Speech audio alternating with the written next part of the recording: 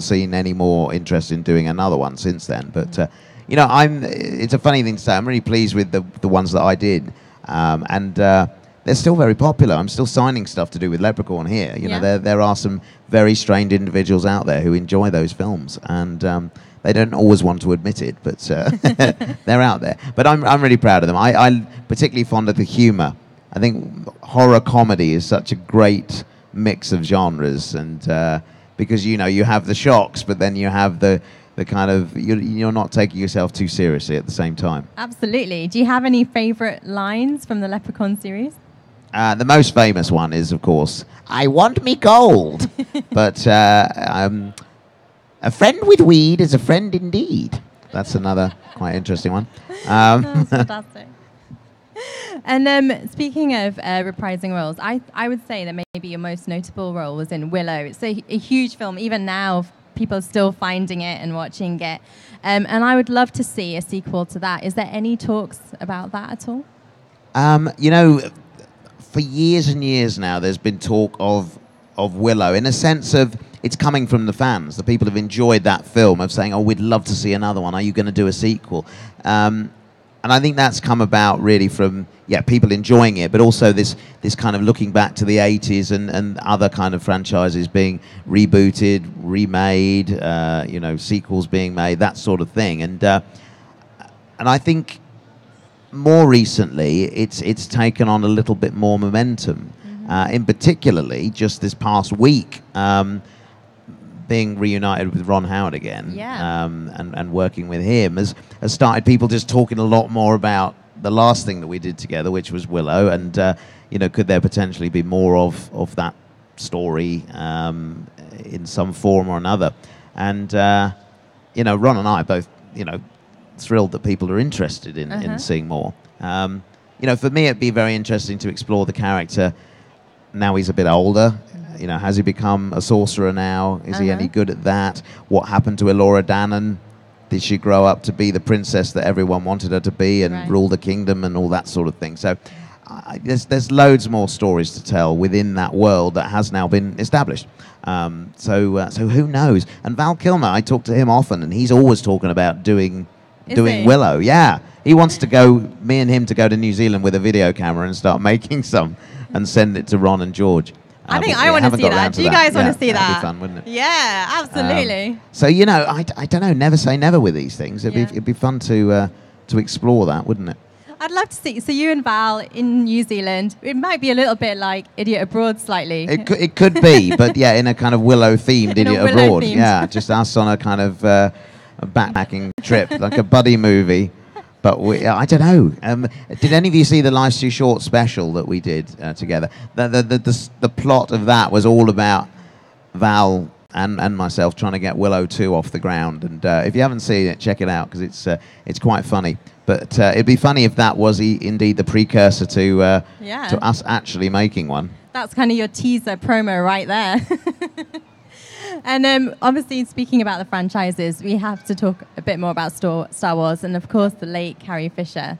It must have been a bit of a shock when she passed away. What is your lasting memory of her in the Star Wars on the set? Yeah, I mean, I remember Carrie in two ways. Firstly, how lovely she was to me, particularly on Return of the Jedi, when we were making that film, as I was only 11 years old, and I had the scene with Carrie, and she just became very fond of kind of looking after me, just making sure I was okay, because I used to get quite hot in the costume.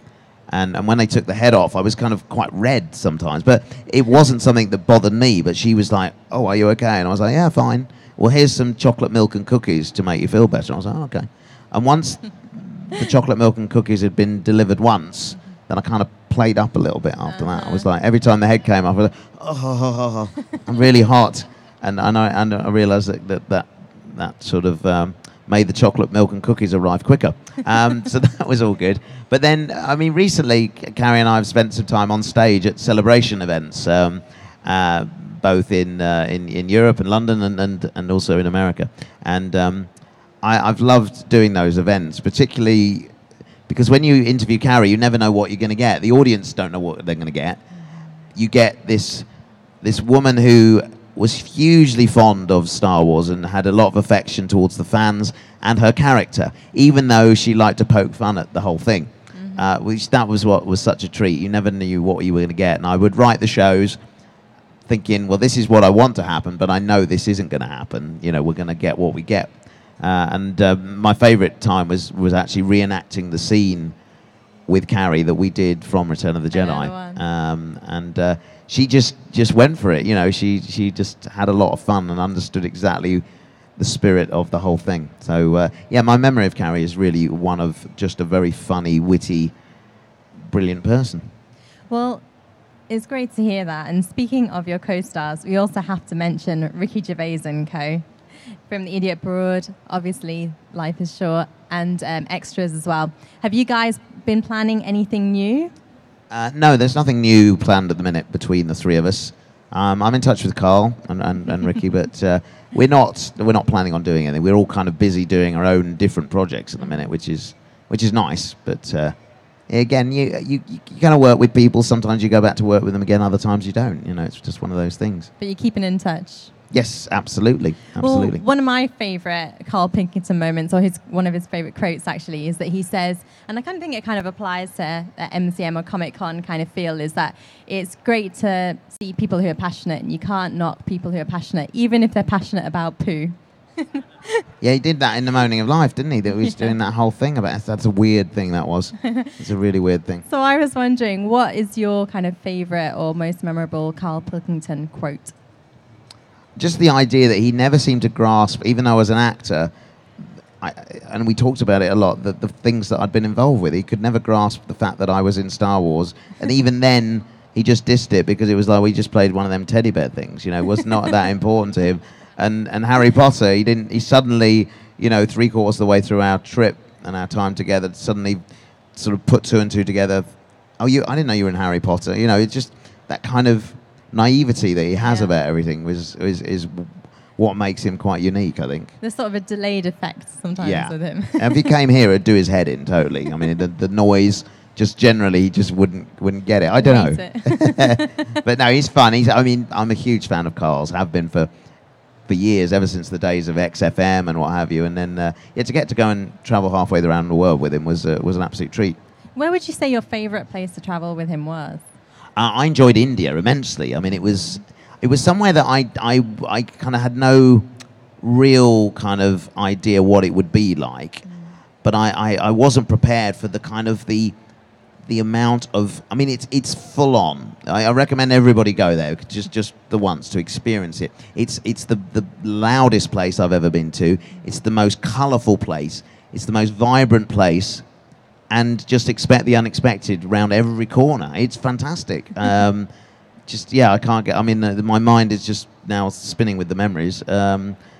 You'd walk around a corner and there'd be a massive cow standing there, and you wouldn't expect that. You know, they're just the colours, the fruit, the food is fantastic. Yeah, amazing. And then the people, just everyone's getting on with it, but everyone's so. You know, you kind of learn tolerance as well because. Some of the places are so busy, and if it was, you know, us here in the UK, we kind of get annoyed, don't we? If somebody within like 2 feet of us, we're like, "What are you doing in my space?" But in India, it's just everyone's just getting on with their thing and having a good time with it. Personal space does not exist. It doesn't, exactly. And queuing doesn't really work either in India. You just kind of have to get in there, get stuck in, you know. But people were fascinated with Carl and myself because we were from the West, you know, and it wasn't because really I was short, because they were just as interested in Carl, although it could have been his exceptionally round head that was the point of interest there. I don't know, but he actually liked me being around because it took a bit of the attention off of him. And I have to wonder, when you're working with Carl and working with Ricky, they ask you to do all sorts of things. Is there anything that you've just gone, nope, I'm not going to do that? I can't think of whether there was anything I said no to, but it was always up to us whether we got involved with a particular activity or not, and that was part of the program. It had to be real. It was never staged or set up who was going to do what.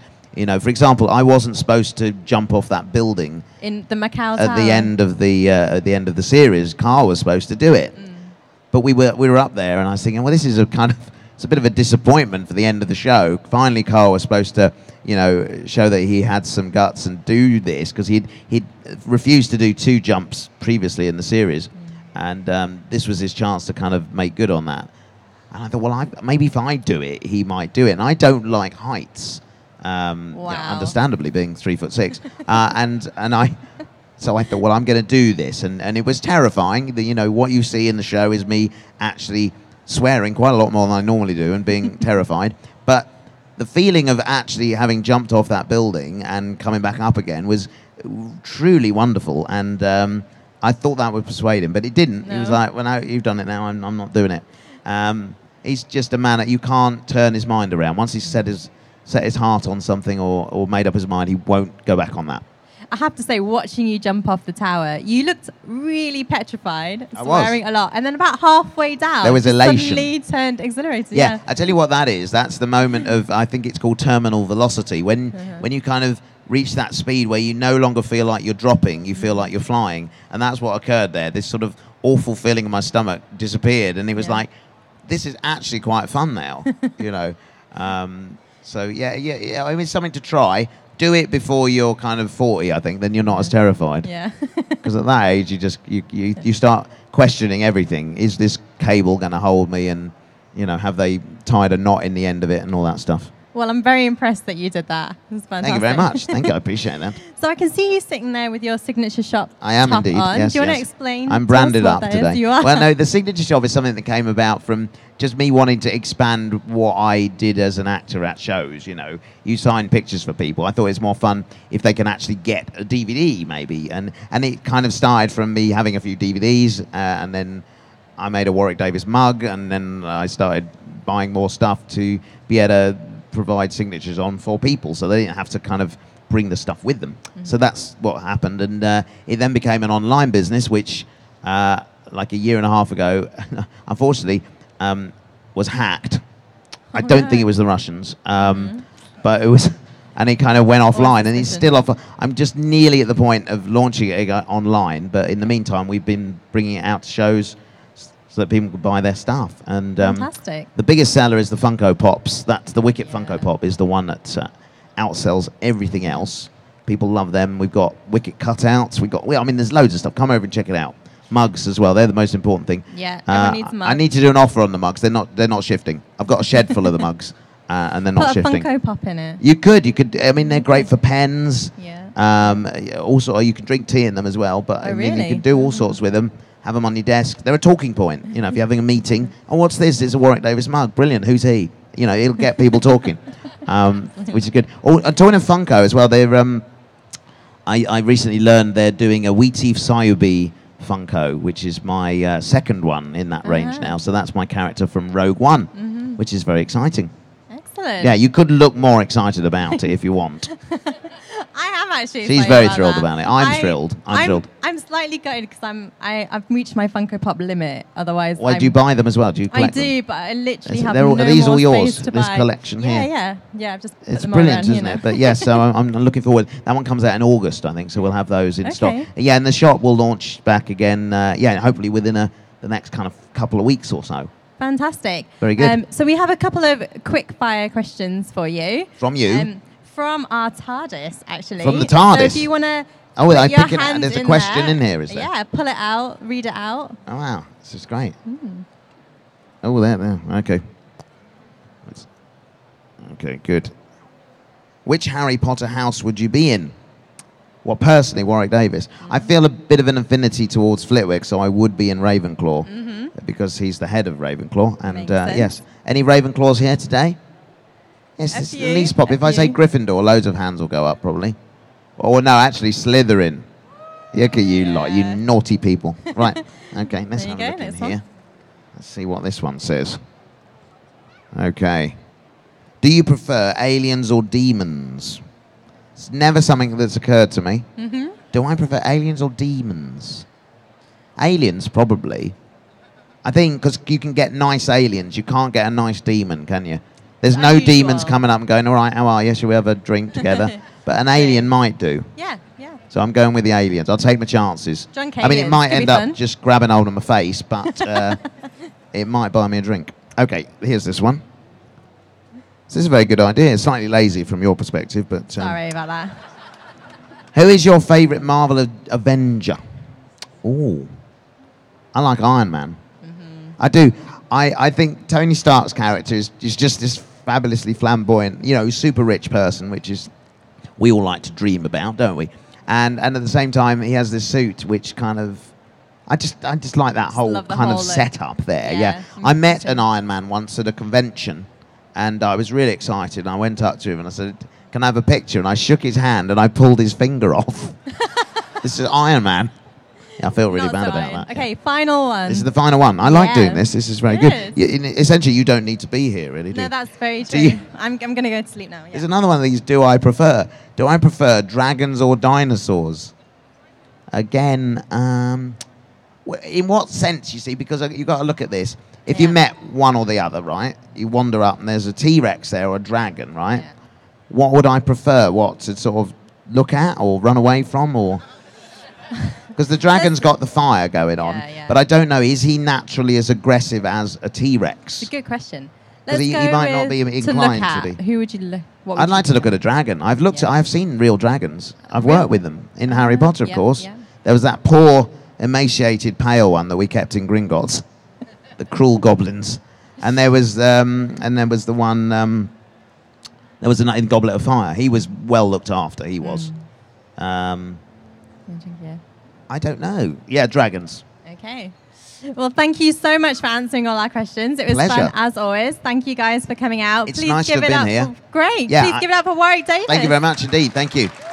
And if you want to hear more from me, I'm on the other stage later on at 1:15. So it's like a sort of expanded version of what we've just done, really, but less fun. Less fun, of course. Thank you so much. Thanks.